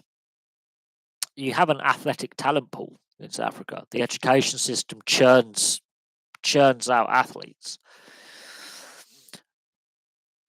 So I'll have to look at the history of rugby league in South Africa and do a video on that. I think that'd be very, very interesting. It will go very well with the other rugby league history videos that I did earlier this year. I think that'll be a very interesting topic to look at, probably tomorrow, if I'm being honest. But this is where I think international rugby league is lacking. Is there's a lack of coordination at international level. It's really badly organised and governed, and unfortunately, World Cups do lose money. They could promote. I mean, with what the NRL are doing with their Vegas games, they've already started selling tickets. They've already started selling merchandise, and they've already started advertising to the US audience. They're advertising to US sports fans. Now, I don't know what broadcaster in the US is going to be carrying the games. Probably Fox or ESPN or NBC, but they've already launched their advertising campaign. You can make of the ads what you will, but it's something that rugby league hasn't done before, and rugby league has a habit of not promoting itself very well. But the advert, or the first advert they've released, is doing the rounds on social media. We've got over 3 months till that game kicks off. The games are on the 2nd of March. We've got over 3 months until the Vegas games take place. They're already getting in there with the advertising. It's very aggressive advertising. The ticket sales, they've been having ticket sales now for a couple of months. Ticket drive both in Australia and obviously in the US. They've already started the ticket drive, been very aggressive with that. They've already started trying to sell merchandise, been very aggressive with that. And so they're going at this with an aggressive sales pitch. Now, it's going to be interesting to see how obviously the games play out and quality of play we see, as it is an opening 2 fixtures of the season. So it's going to be interesting to see how the matches play out and the quality we see on display. But I'm looking forward to it. You know, sometimes you do have to take risks, and we've I think in order for the International Rugby League to grow, I think the NRL has to be the driving force. The Pacific Nations Championship we've just had was brilliant. Was really good. And of course, New Zealand both won the men's and women's, and Papua New Guinea won the secondary, shield, the secondary competition as well. And we saw some good rugby league played. Some really good rugby league played. But no, I'll have to look into doing a South African video in regards to their history of rugby league in South Africa, and why it hasn't grown as a sport. Be interesting. I'm not overly interested in American football or its derivatives. I used to be, but I've fallen out of love with American football and its derivatives. You know, the CFL, the NFL, the international American football. It's just not something that I feel as an attachment to that I used to. I don't watch the Super Bowl anymore, for example. Uh,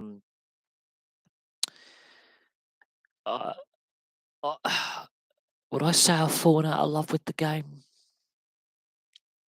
I've definitely fallen out of love with certain sports. There are certain sports that I enjoy watching less now than what I did when I was younger. I think that's a pretty fair assessment of things. There are some sports that I do enjoy a lot less than what I did. You know, when I was teens into my early 20s, I used to love watching American football. I don't anymore. And that's not. I'm not knocking those who are fans, who do play, who do enjoy watching. Who are I wouldn't say fanatical, but are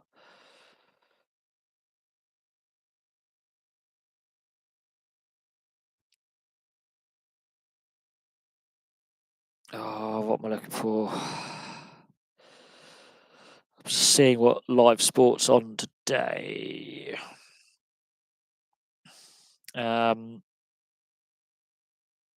What we're doing, but no, I don't know. I didn't know that. Interesting. I wonder how much local interest there will be.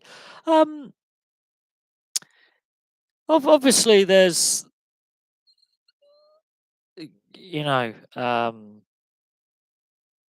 always going to be a certain amount of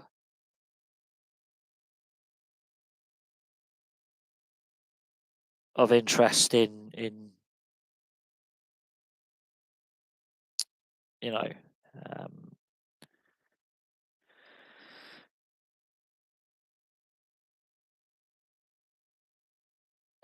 any sporting event. I followed the CFL for the first time this year, and I thought that it was of decent quality. It's a different style of play.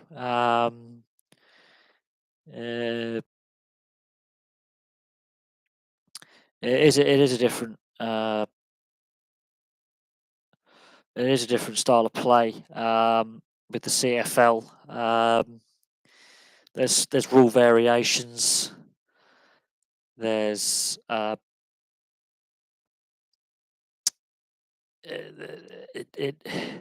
game is played differently. Yeah, I would say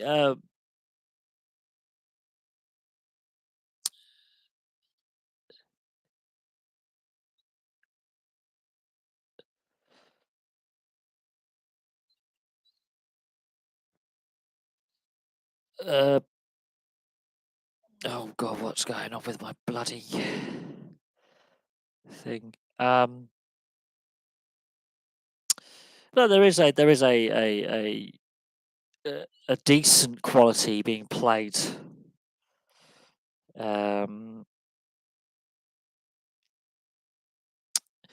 By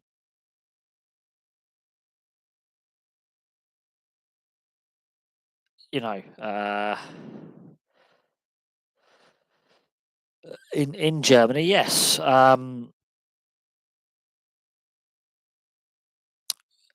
the same time, there's a reason why NFL Europe originally failed. And then when the NFL decided to take games to London in the when they did in 2007, there was a lot of concern that it wouldn't work because of the failure of NFL Europe.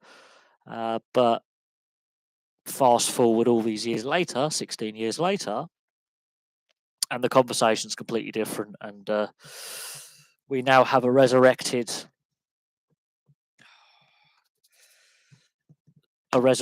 kind of Europe, semi. It's better, semi-pro. Competition in Germany. That's a resurrected NFL Europe. Now, will the outcome be different 16 years later? We shall see.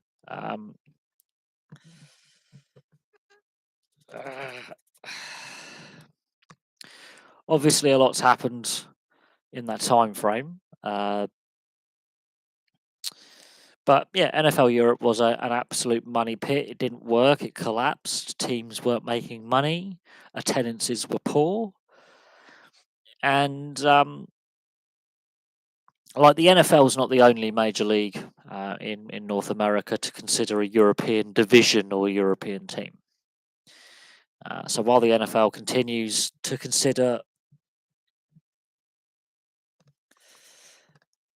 a team in London or a team in Germany at one point the NHL considered a full European division. And what was interesting is, I think it was in 2018.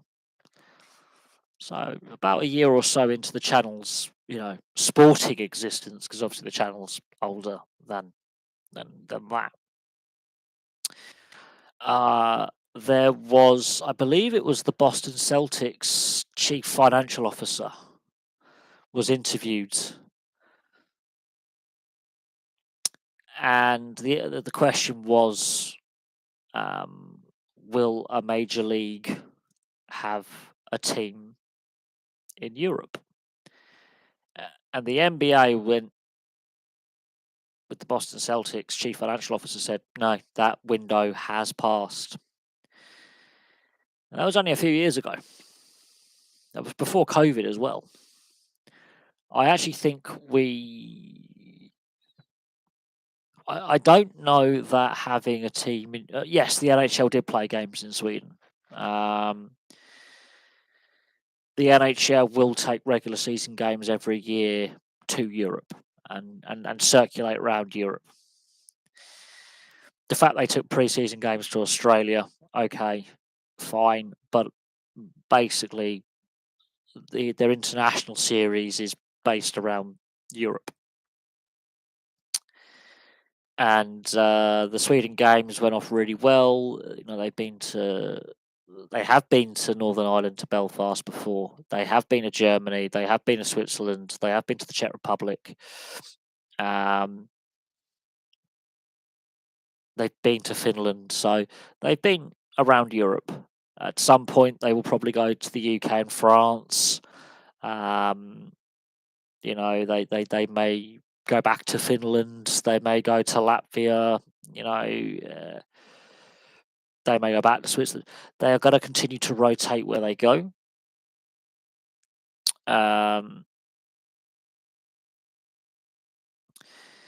But yeah, the NHL at times has considered a European division and a 40-team league. Now, the discussion around expansion is going to be there. the most pressing concern at the moment is to resolve Arizona's arena situation. Once that's resolved, I'm not sure what appetite there is right now to go to 33, potentially 34 teams. They've just got to 32.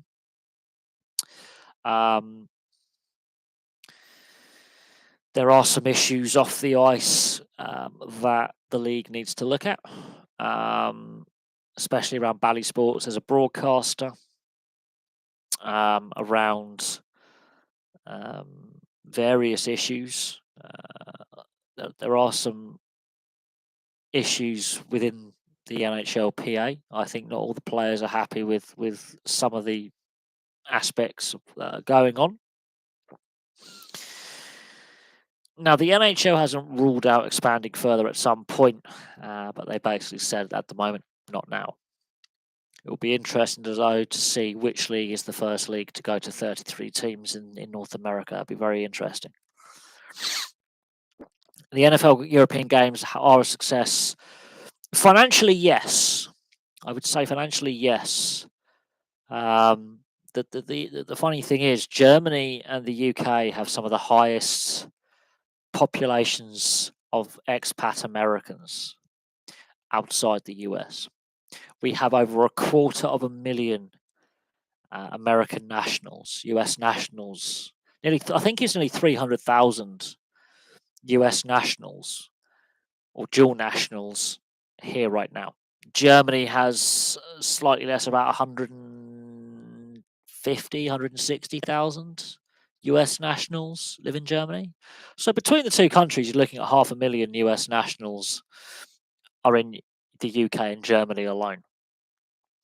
That's a lot of people. That could sort of tell you a bit about the success that the NFL has had. Is there is, US nationals who live here for work or residency or retired here or for whatever reason are here right now, registered to for tax purposes or whatever. That's a small franchise fan base that's a small US market basically that lives over in Europe. So that could explain why part of the economics of the London and German games being as successful as they are. But I don't think every sports fan is enamoured with games coming to London. And I do think, for me personally, it doesn't have the same vibe that it did 2007 to 2010. It just doesn't. The first 3-4 years, there was a very noticeable uniqueness about the London series as it was then. And I think a bit of the gloss has come off that now. And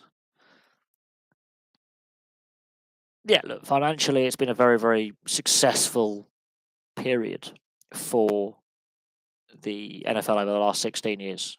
It's made them a lot of money. A lot of money's been made since they first came to London 2007. Made a lot of money out of it.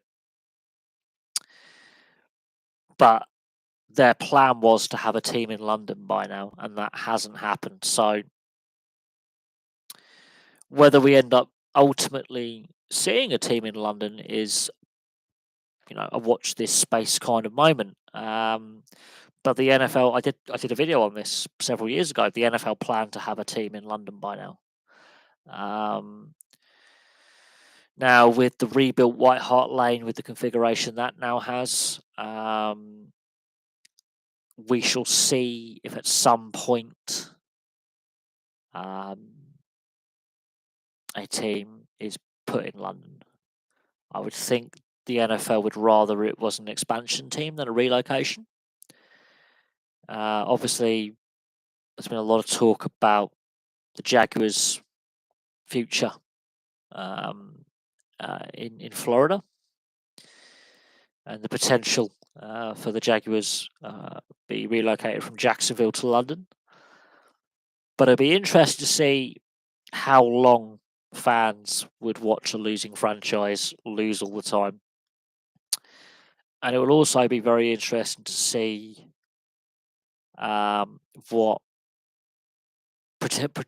particularly the Premier League and Football League clubs in England when the NFL's on. You know, when games are on, how they fixture, their matches and promote their game. So it'd be interesting. But it's an interesting discussion point. I think it's a fair discussion point. But as I say, the NFL already planned to have a team in London by now. It hasn't happened. A lot has happened since those plans were drawn up. We've had some economic wobbles both sides of the Atlantic, and we've also had the COVID pandemic. And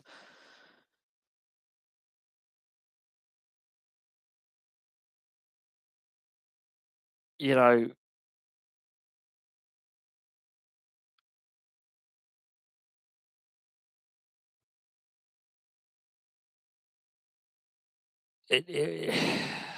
if we do ultimately get a team in London, that would send shockwaves, I think, through the North American leagues. I'm not sure what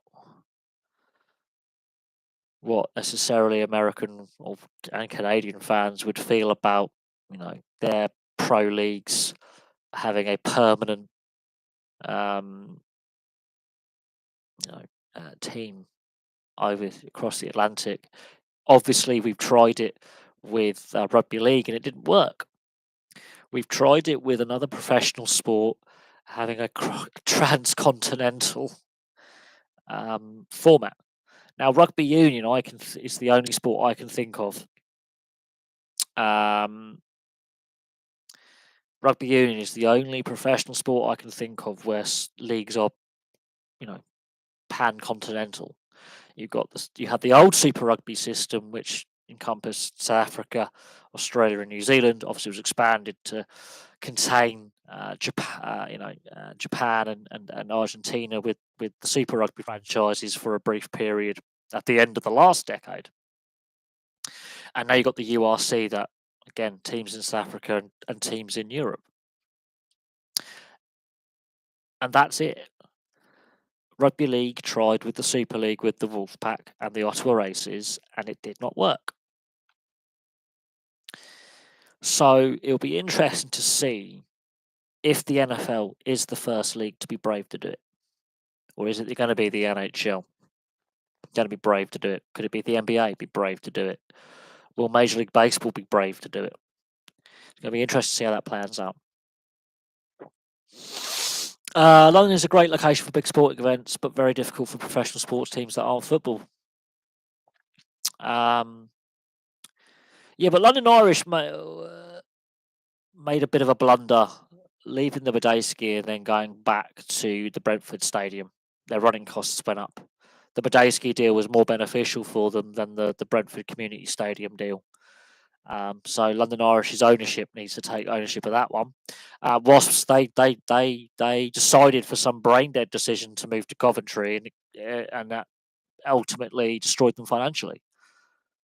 Not because they couldn't make any money in London. The ownership of both clubs made some pretty crap decisions financially that cost those teams in the long run. They made some really bad commercial decisions. Wasps completely leaving London alienated over three-quarters of their fan base, pissed off their fans. Why would someone, want to travel from the home counties to the Midlands, to watch a game when the team has been based for generations since the beginning of time in London, especially northwest London? Why would then you think it was a good idea at any point to go, we're going to leave our traditional home where we have a solid fan base from Greater London and the surrounding, home counties area, and then move to basically the West Midlands, and then wonder why it doesn't work? I wonder why the stadium became a money pit, because they became the owners. That stadium has always been a problem since it was conceived, let alone built. It's nearly bankrupted Coventry City, and it did bankrupt Wasps. It has caused nothing but problems. That was a really poor decision at the time taken. Wasps' money problems predate the pandemic by many years. They were reporting financial concerns, 2016, 2017? 7, 8 years ago, they were going, we have money problems. So this wasn't like the pandemic killed them. This was a long-term issue where Wasps were flirting with financial difficulty as soon as they moved to Coventry, pretty much. London Irish, they made a really poor decision when John Medeski obviously sold Reading not to negotiate with the ownership at Reading Football Club to stay there. But ultimately, Reading Football Club could go out of business by the end of this season anyway themselves. So there's that. But London Irish, going back to Brentford, the COVID pandemic did for them, because at the time they were going back to Brentford, the pandemic hits, which really impacted cash flow. But the value of the rental of the stadium, the deal they had with Reading, was a lot more beneficial to London Irish than the deal they ultimately had at Brentford. Why couldn't Wasps stay in High Wycombe? I think, I don't know why. I think there was an issue between Wycombe Wanderers and Wasps over payments. I think Wycombe wanted to charge Wasps a bit more money because Wycombe Wanderers don't have a massive budget. They're not awash with cash. They're a lower league football club. I think it was something to do with that. And so Wasps saw an opportunity with what was happening with Coventry City and Sigsoo and what was the Rico, which is now the Coventry Building Society Arena, to have a cheaper agreement for a stadium and also a bigger capacity. Except they could never fill half of that stadium. And that stadium became a money pit. And it's basically caused 2 administrations and 1 club collapse since it was built. What was it, 2006 or something? It opened. It's been a financial ruinous stadium. It's been a disaster from day one. But then you look at Worcester and their problems, and then you look at going back to London Welsh, all those years back to London Welsh at the beginning of the decade. 10 years prior. I think it was about 10 years ago London Welsh went out of business. So that's 4 Premiership clubs in a decade have gone, 3 in a year. And people forget about London Welsh. And again, questions do have to be asked that when London Welsh went bust, that was a warning sign at the time that the structures of ownership, that rugby union team ownership is, and the fact that Jersey have just gone tells you all you need to know.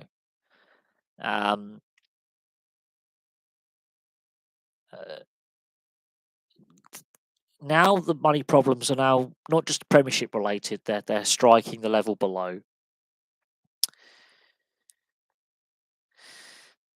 The game is in crisis, and the RFU are doing nothing because the club game, while the RFU is the governing body and registers players and governs the international game and grassroots, the club game is governed differently. They basically tried to model the club game on English football with the Premier League and then the Football League. They have tried to model the club game on another sport, and that other sport has problems. Just because the other sport has more money, the other sport has problems. And this is what I said. The COVID pandemic has exposed the chronic mismanagement and weak governance that has been in place for 2, 3, maybe even 4 decades. Obviously, professionalism has only been about since 95, but we're talking nearly 3 decades of really poor financial mismanagement. Well, financial management, I think is the term, but financial mismanagement, weak governance, and you know, only a handful of teams really. It's the same teams that regularly are competing for silverware. So whatever salary cap system they have is clearly being flouted quite regularly. But yeah, if a team in the championship like Jersey, who are a championship stalwart, are going belly up, that now tells you all you need to know about the state of the game. And the direction the game has been taken by stadium criteria for the Premiership. Yeah, Premiership clubs, some of their attendances wouldn't even fill a Championship stadium. Tells you all you need to know about the state of the game and where the game's headed. And the people in charge are not, it's just not fit for purpose. It's not fit for purpose. Sports governance, as a rule of thumb, is not good enough. It's not good enough. We are having this recurring theme of financial mismanagement, clubs not being able to meet their wage obligations to their players and non-playing staff, not able to meet their tax obligations to the tax office,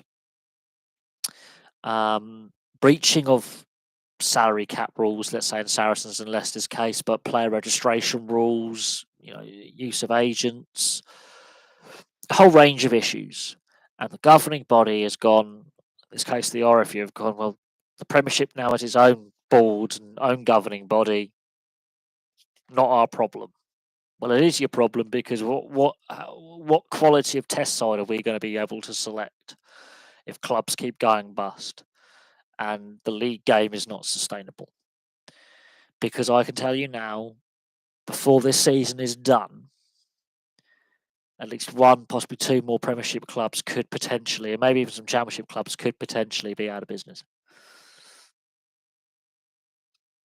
And that is no joke.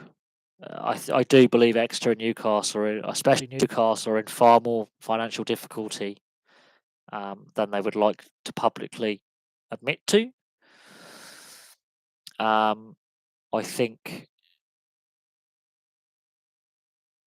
Bristol, are in trouble.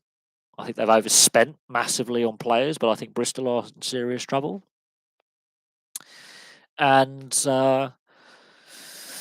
now we have clubs in the Championship. It's the whole thing is a mess. The RFU have failed as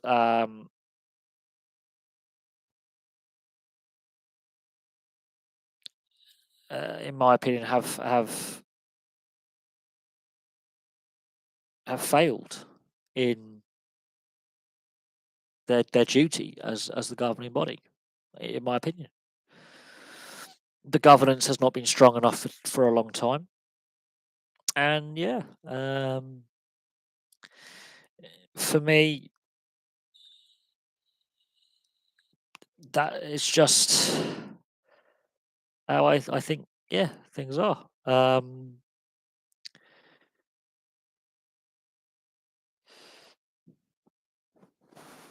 But yeah, I don't know where.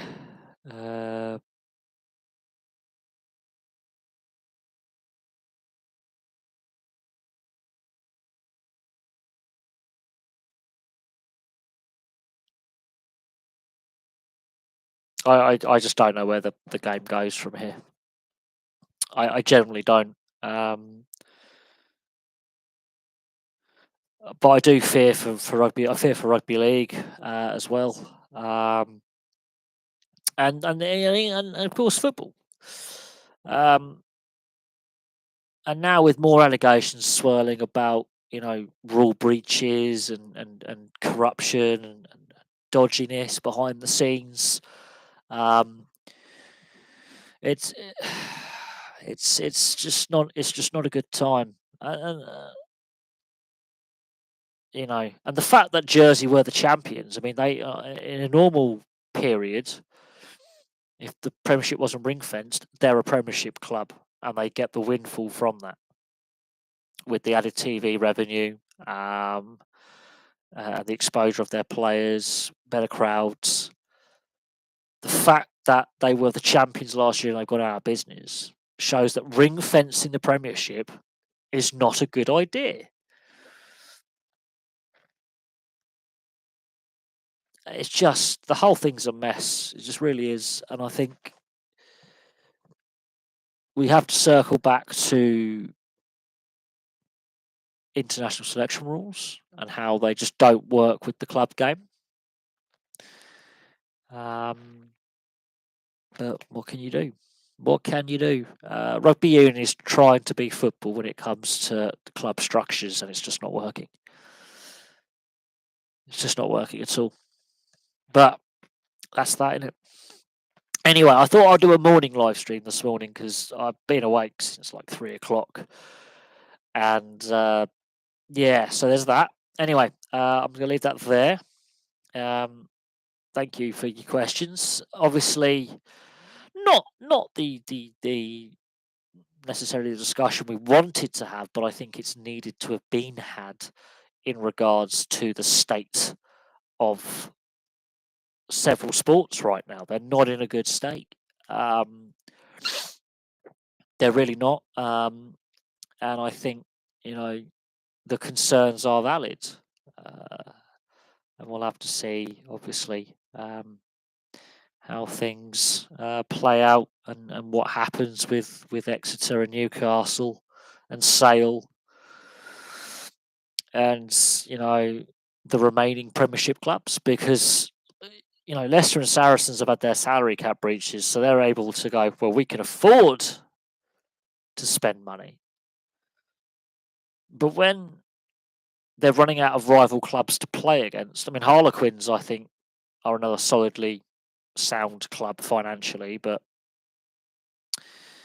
I mean, how much longer can this continue before someone says enough's enough? The people currently in charge aren't fit for purpose. We need to look at the administration rules that are in place, and we need to look at the financial structures of the game on the professional side of things and how clubs are structured financially, because it is just not working at all. And I think a lot of the blame has to lie with the RFU not basically taking control of the situation by hands-off approach and allow the Premiership and the professional club game into the Championship and National One to be governed sort of with their oversight, but without their oversight, because the governance is just not great. But there we go. Anyway, I've got some video ideas for some videos over this weekend that I can look into doing. So I've got to look at the history of rugby league in South Africa. Will Netflix get broadcast rights for live sport? And a few other bits and pieces. But from me for now, thank you very much for watching, and I will have some more content for you very, very soon.